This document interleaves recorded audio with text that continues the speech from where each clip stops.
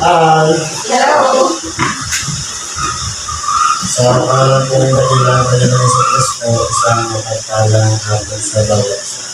Dito po tayo sa dalawang bahagi na kung saan ang isitas magkaloob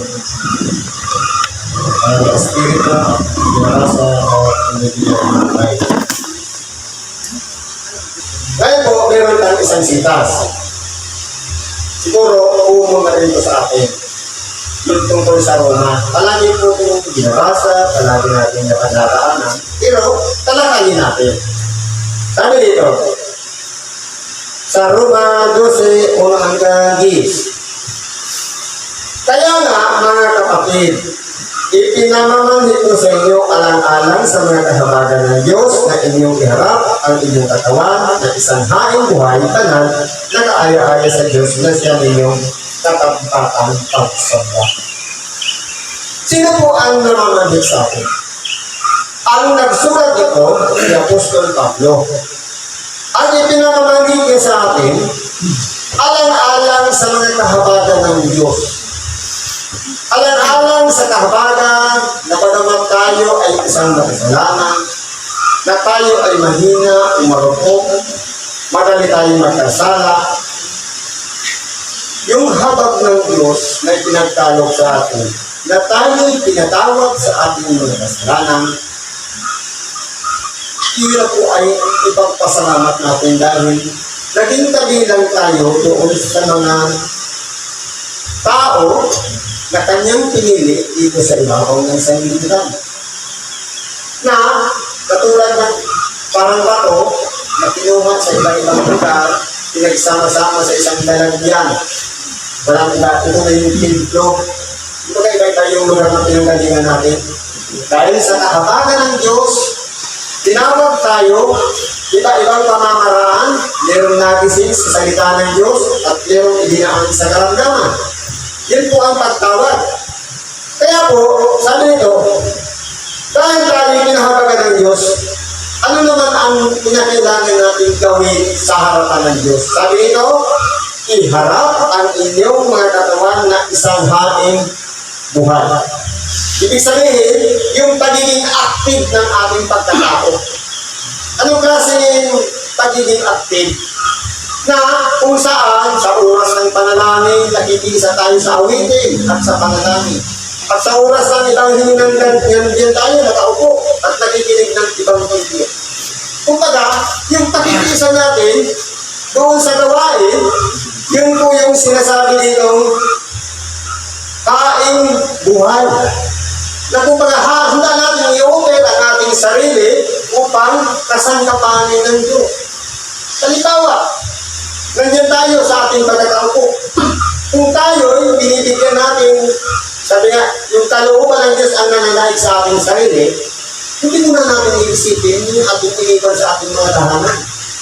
Yung mga problema natin, yung mga pinagdaraanan natin, babaliwalain muna natin yan dahil nandun tayo sa tinatawag na pagsunod. Kaya po, kung tayo po ay maiaalay natin ang ating buhay na isang haing buhay tapos sasabihin natin, naalala mo yung iniwan mo, hindi mo siya mapupunta, inihahain mo talaga siya ng buong sa harapan ng Diyos. Kaya nandiyan pa rin ang alalahanin. Ano nga sabi ng ating napilang kanya? Kung hindi din naman sumunod sa akin, limutin ang ukol sa kanyang sarili. Yung mga tahanan natin, baliwalain muna natin yan. Kundi, isipin natin, ano tayo sa harapan ng Diyos at ano naman ang Diyos sa harapan natin. Yung connection natin. Kaya tayo nandito, yun ang pinaka-importante. Ano ba kung sabi? Banal. Nakapaglinis ba tayo ng ating mga kasalanan? Tayo po ba'y nakapaghingi ng tawad? Kasi po, ang kabanalan ay isang kataga na parang kung titignan mo, malalim ang kahulugan, pero ang pinakamiling po niya, yung nakapaglitis tayo ng ating kayuhan at nakapaghingi ng tawad sa Diyos. Ano po? Na kaaya-aya sa Diyos na siya ninyong katampatang pagsamba. Kumbaga, walang bigat. Na kumbaga, sabi nga, bago tayo humingi ng tawad sa Diyos, muna tayong magpatawad sa kapwa natin. Magiging kaaya-aya tayo sa Kanya. Ano pa sabi nito? At huwag kayo magsilayon sa sanglibutan ito, kundi mag-iba kayo sa pamamagitan ng pagbabago ng inyong pag-iisip upang mapatunayan ninyo kung alin ang mabuti at kaaya-aya at lubos na kalooban ng Diyos. Ibig kong sabihin, ito po kasing sanlibutan, napakarami pong mga bagay na pwede natin itapahamak. Ibig sabihin, sabi niya, mag-iba. Kumbaga, kung halimbawa, nakasanayan ng tao, araw ng linggo, walang pasok, puro happiness, dapat mag-iba naman tayo. At kumbaga, hindi tayo nakikibagay sa mga happiness.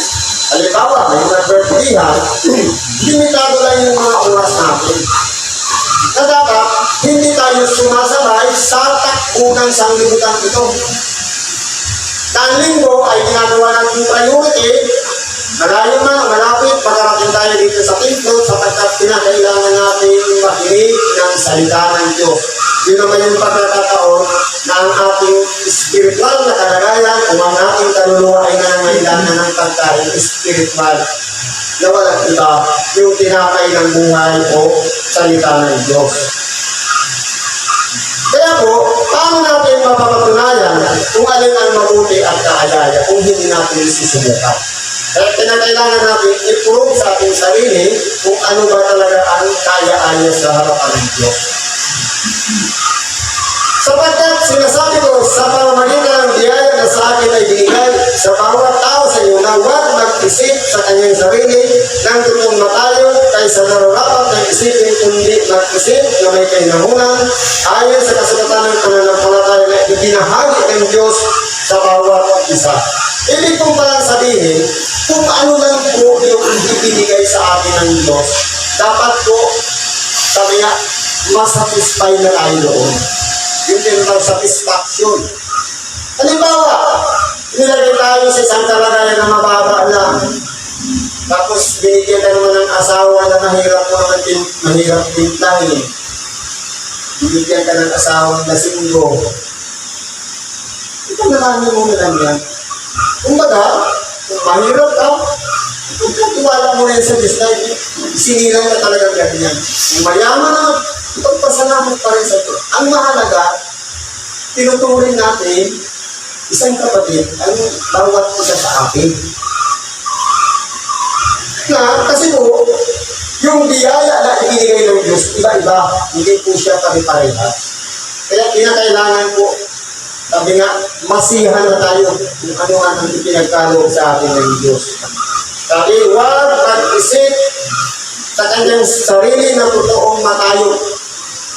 Ibig sabihin, huwag na natin maghangad ng mga bagay na imposible.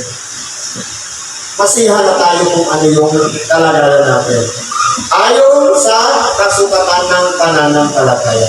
Kaya po, minsan, kung mapapansin natin, ang pagsubok na dumarating sa ating buhay, dumidepende po sa tibay o lakas ng ating pananalig.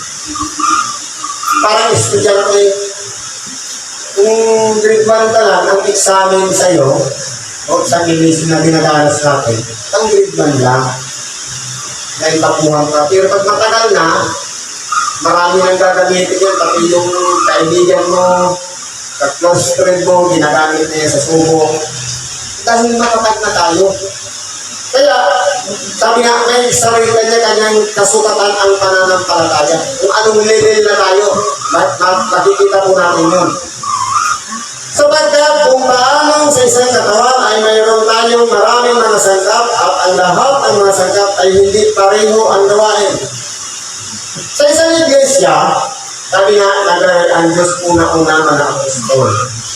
Mga propeta, mga guro, mga pastor, mga tumutulong sa mga may karamdaman, mga pamunuan. Yan po ang komposisyon ng iglesia.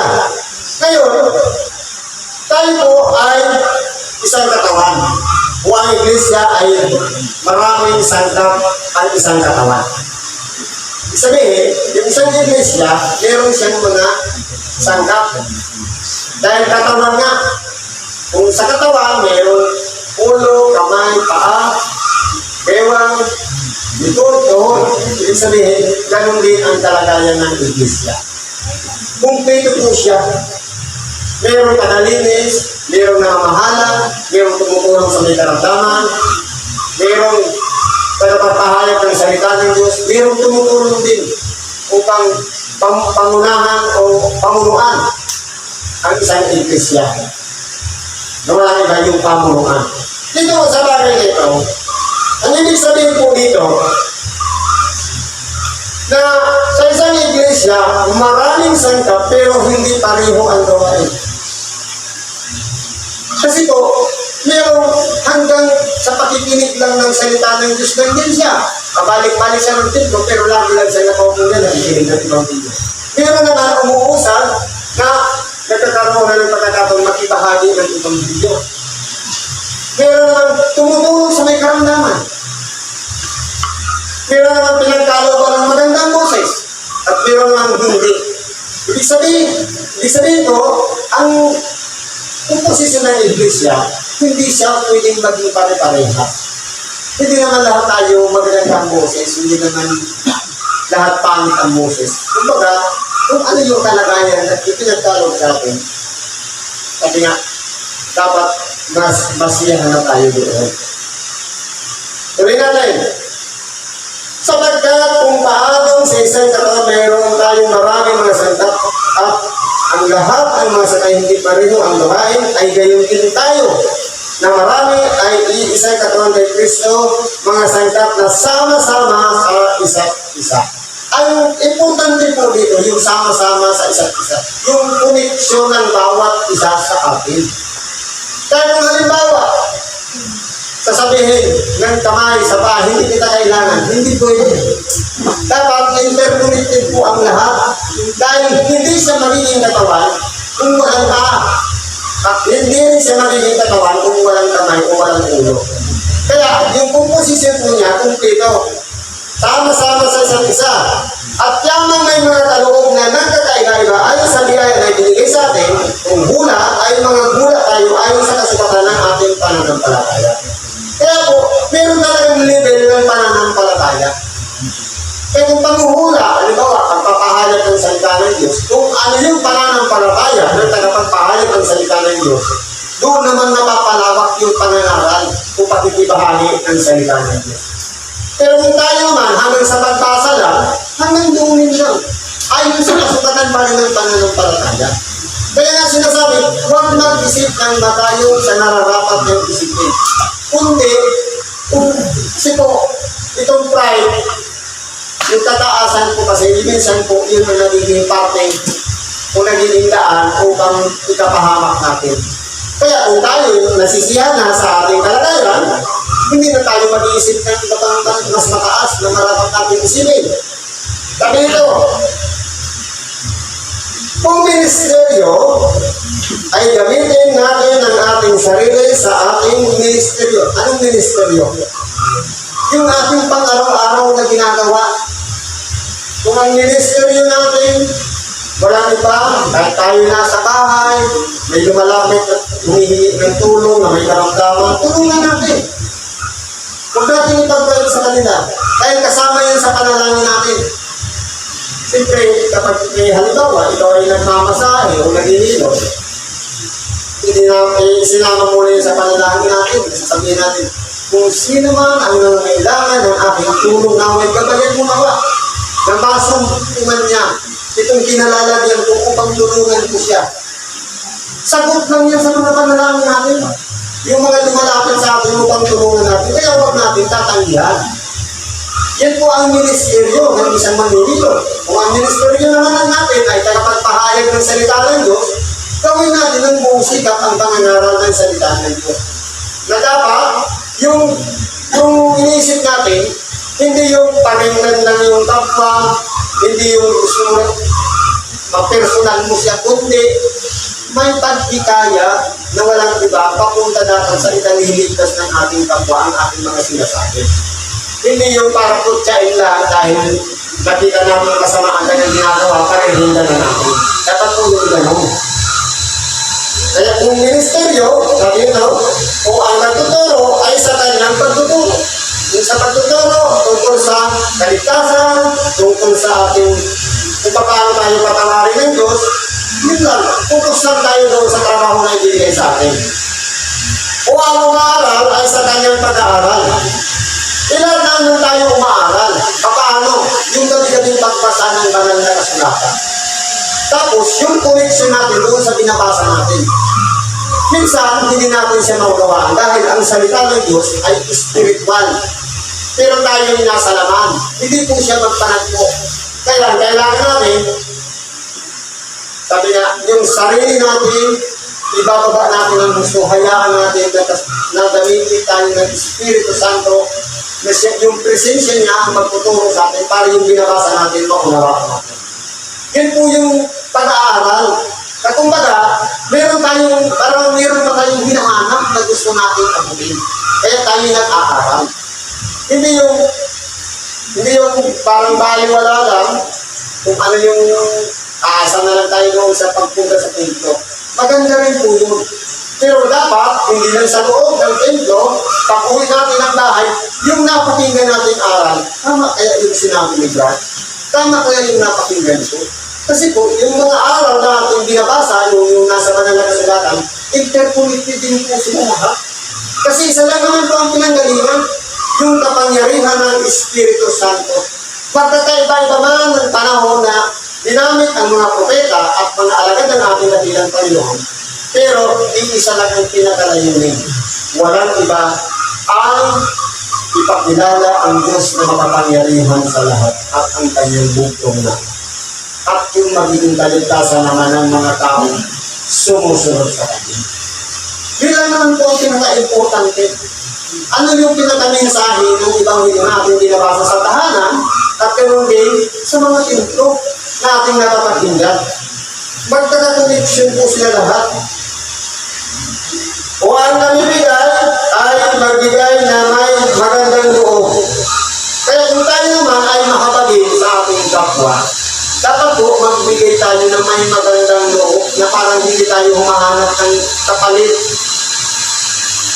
Na kumbaga, tumulong na tayo pero kinikwenta naman natin o kaya parang ibinibilang na inaasahan natin na may ibabalik sa atin, hindi po pagbibigay yun. Kasi po ang pagbibigay, wala nang kapalit. Kaya nga, binigay mo. Sabi nito, ang nagpupuno ay magsikap. Sino-sino po ba ito? Yung mga leader ng simbahan, isa atin, kagaya, yung Pangulo dito, yung mga kasangkapan na nangunguna sa simbahan o templo, dapat may pagsisikap na dapat mag-improve naman. Hindi ba gagaya dati kung naalala natin noon? Palagi ditong na-exit pa lang ito dati, kung dito pa lang mo. Pero sa awa ng Diyos, dahil sa mga nangunguna, na-extend ang lingguyan, yung simbahan. At pati yung programa, siyempre dapat nagkakaroon din ng pagbabago o ng pagsasalo, nag-i-improve. Halimbawa, dati noon, nipa lang, tapos nagkaroon na ng yero. Tapos ngayon, yung pagdating namin dito noon, wala pang kisame, ngayon nagkaroon na ng kisame. Kung baga, nagkakaroon ng improvement ang templo. Kaya, dahil yan sa nagpupuno, o yung namumuno, na nagsisikap naman siya, dapat improve yung templo, pati yung programa. Sabi nito, ang nahabag ay magsaya. Kung tayo mahabagin, mas dapat maging masaya tayo sa ating mga ginagawa na nakakatulong sa kapwa.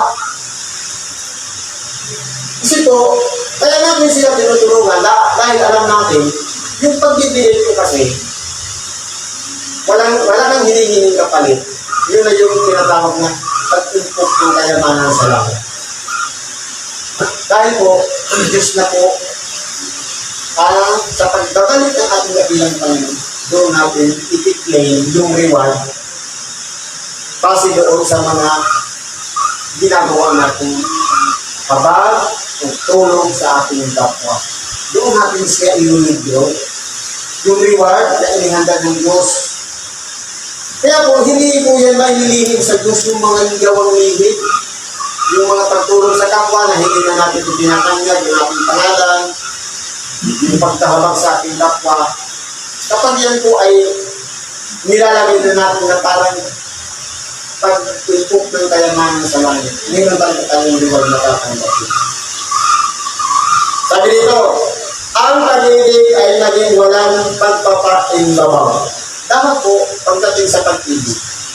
Halimbawa, sa mag-asawa, kapag minamahal mo talaga ng iyong asawa, hindi lang po ay love you. Dapat, nararamdaman din ng iyong asawa yung pagpapahalaga. Lalo kung oras na nagkain, tawagin mo man lang siya. Kaya nga siya kapangasawa mo, dahil siya na kung sa lalaki, na pinangasawa mo kahit siya na pinakamaganda sa iyong mata. Kaya mo siya iharap sa altar. Kung lumok man ang balat, siya pa rin. Ito ka? Hindi yung dahil bata pa yung balat, yung namumula-mula pa, masipag mapailag mo. Yung tumulubog na, sinapapawang sinabi niya. Di ba ganun, magsuta pa, magkasabay. Pag-pupis na yung kasabing babae, magkasunod na. Pag matanda na, sige na, mauna ka na. Sunod na ito. Parang gano'n na nagkakahiyaan na. Dapat po, hindi dapat mawala ito. Sabi niya, ang pag-ibig, marami po kasing kahulugan na. Pero dapat, walang kahalong pagpapakimbabaw. Pero naman lalaki niya, hanap niya yung magandang babae, pang-display daw ng alas 12. Ano ba? Hindi, pang-display daw ng asawa ko, pang alas 6 lang, pang alas 7, hindi natigil sama. Yung gano'n, sabi ko, nagbalat lang naman ko yun. Ang tinitingnan ko dyan, ito, yung laman ng puso, na nararamdaman ng asawa yung pagmamahal, hindi lang sa pamamalitan ng katatanghayan. Di ba? Kapuutan ninyo ang masama. Ibig sabihin, tapaan natin kapuutan yung masama. Ibig sabihin, kung halimbawa, meron na tayong nagiging kasamaan na pangyayari, hindi naman pagalitan mo yung tao, kainisan mo, dumistansya tayo. Upang hindi na tayo mahawa. Makisanib kayo sa mabuti. Ito tayong grupo na ito, mabuti pa yung ginagawa. Sige, makisanib tayo. Kagaya ng ilang natin kapatid ngayon, na nandito, sumama na, pagkamat natin, nagpapatulong lang ng kanilang karamdaman, pero kasama na natin. Dahil alam nila na mabuti yung tinakuha nila para i-confirm magpabautis sila. Diba? Sa pag-ibig sa mga kapatid ay managmahalan kayo at sa kapurihan ay ipagpauna ng isa't isa ang kita. Sa pag-ibig sa mga kapatid, mga pangahalan tayo. Ano man ang kalagayan ng ating kapwa? Nasa kahinangan siya, umabalang kalagayan, umataas man ang kalagayan, ituloy natin siya ng kapatid. Tayo po ay magkakapatid. Pagdating naman sa kapurihan, huwag natin itataas ang ating sarili. Sabi nga, yung nagbubukat ng bangko. Palagi natin iisipin, mas magaling yung kapwa natin isa sa atin. Pag pinuri man tayo, huwag natin aakuin ang kapurihan. Halimbawa, magaling kang magpahayag ng salita ng Diyos. Kapag pinuri ka, aakuin mo ba? Hindi. Babalik natin sa Diyos yung kapurihan. Dahil kung hindi niya ipapadaloy ang kanyang kapangyarihan, may pangaral ang salita ng Diyos na parang sabi ko, pasil na sana. Yung pagkakaintindi mo ng ibang ili, madali mo siyang ipaliwanag. Huwag natin aakuin ng isang bagay na hindi asin. Kahit pa na ang mga espiritu, ay hindi ko nila inaako kapag nagpasalamat tayo ng sabi nila. Doon ka sa gustong pasalamat. Ganon din po ang gagawin natin.